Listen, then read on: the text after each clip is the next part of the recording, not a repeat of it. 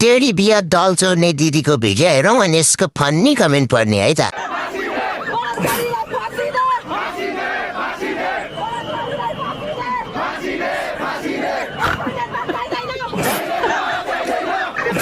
ओए ओए ओए रोन्डा रोन्डा रुको जरा सबर करो।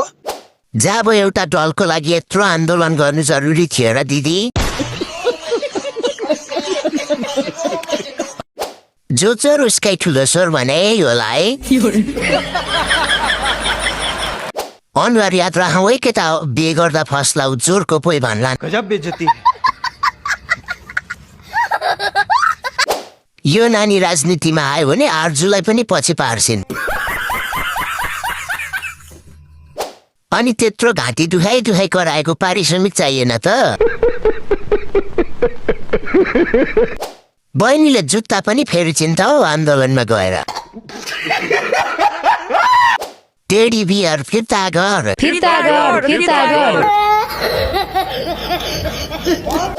केपी ओलीले म भ्रष्टाचारी होइन र यो नानीले टेडी चोरेको होइन भन्नु एउटै हो।